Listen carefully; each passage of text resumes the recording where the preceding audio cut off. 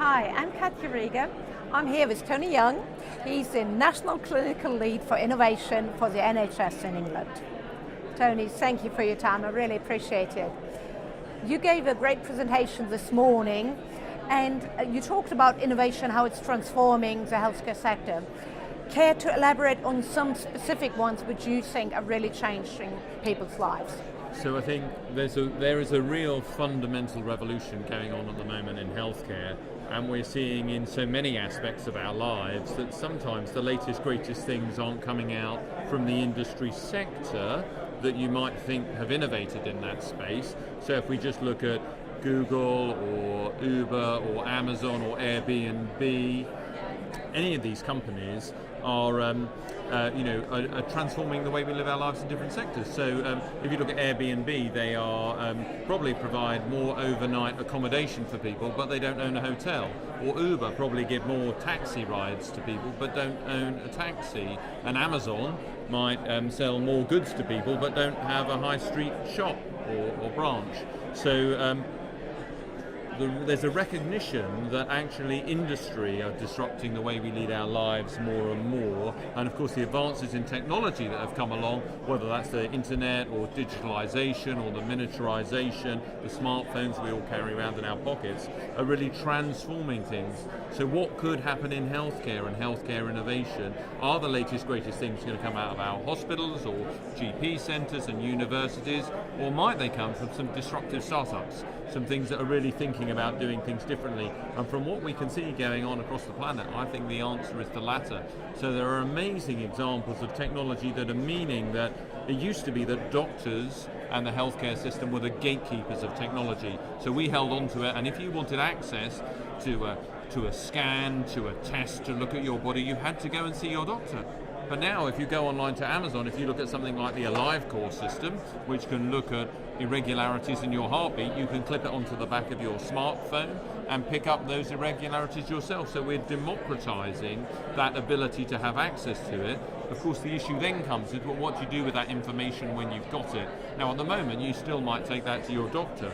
But in the future, what's coming are more and more smart systems with the advent of machine learning and artificial intelligence systems as they come on, more and more where you can ensure that the population as a whole are getting really high quality uniform advice right across the system for a range of conditions and things. And you only have to look at what companies like Google DeepMind are doing in London, looking at their machine learning algorithms and how they take those forward. So if I was to pick a bit of a kit, there's a little startup in Israel who called Cordio, and what they do is they have an app that runs in the background on your mobile phone, and it monitors changes in tone of your voice. So they have shown in their first study that they can predict an admission to hospital with an episode of heart failure 1 week in advance of that happening, just by your voice tone changing as you speak. So you can ring your mum up in the morning and she says, I'm feeling fine, but the app on the mobile phone says to you, tell her to take 20 milligrams more of a heart medication, and that will prevent her being admitted to hospital. So you didn't need a doctor in that interaction. So I think we will always need doctors. But I think the role of the healthcare professional is going to change from being the gatekeeper who held the citizens' access to all that knowledge, all that data, all that technology, to becoming more the advisor and the navigator through the system.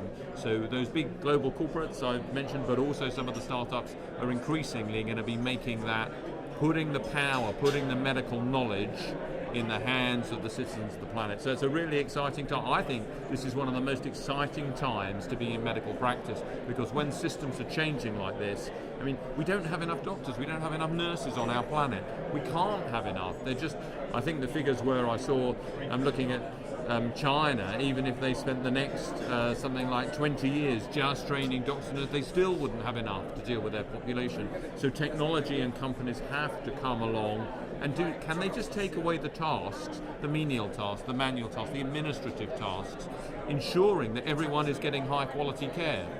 So there are lots of nice examples of things like that coming forward that I think are going to make that happen. So it's an exciting time of democratization and of citizen empowerment in healthcare. These are wonderful stories you're sharing. And if I translate it to the insurance industry, I would say it's going to be much more about prevention than about risk transfer and, God forbid, claims payment. So, or to quote you in your presentation before, it's going to be not about sickness anymore, it's going to be about wellness. Well, so prevention is one of the key things. We've got a sickness service at the moment, so we wait for you and your body to break down and become ill, and then we fix it. We have to shift our culture. We have to move it from the sickness service to a wellness service. How do we keep you well? How do we keep you healthy and happy? So one of the phrases I've picked up, and this came from Finland when I was there recently, where they used to say it's not about how many years I have in my life, it's about how much life I have in my years. And isn't that true? We want a healthy, active population that live a long lifespan as they can. But what we don't want to do is just extend sickness life. We don't want people to be in chronic pain, with chronic conditions, not able to function properly. We want them to be as active and fit and functional as they can. And I think the prevention agenda, well, we've heard that in a number of the talks today, haven't we, how we can look forward, I think, to a happy, healthier, longer life, but we have to take some responsibility ourselves. There are things we have to do. We know that, and we saw some of this data just this morning, didn't we, that obesity, which is becoming more and more prevalent in the United Kingdom now, 2/3 of our population are either overweight or obese, and what we know is that will give you actually roughly the same life of length as anyone else, but you will perhaps have 5 or 6 years of unhealthy life towards the end because of the comorbidities that build up with that, rather than have a healthy life. So obesity is something that's entirely preventable. It's not a condition, not like cancer, where we need to develop a cure for this condition that's occurred. It's all about human beings and how we take decisions for ourselves, and it's a complex situation. And I do it, and there are all sorts of reasons, but how can we work with our population? How can we help people, help them make the right decisions and choices for them? Okay. You mentioned a lot of examples where I feel the healthcare system and insurance can actually collaborate better, both in deciding which kind of innovations we want to foster, but as well in influencing people's lives. And that is one aspect which I was missing a little bit when everybody's talking about innovation. Innovation, to me, seems to be a tool to make people change their behavior. Would you like to elaborate a little bit on that aspect? So I think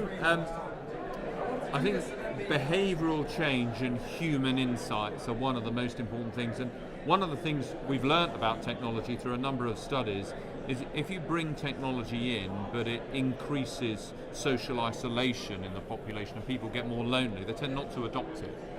Whereas if you increase social inclusion and people, as you get older, your networks start to break down, you stop going to work, friends you may have known may have moved away or passed away. So your social networks go down. So how, as we look forward to a healthier, longer life, can we actually look forward to a more connected life?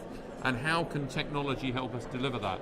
So one of my friends and colleagues at Kaiser Permanente, John Matheson, who's one of their deputy medical directors, said to me, Tony, we need to use modern technology to deliver ancient wisdom.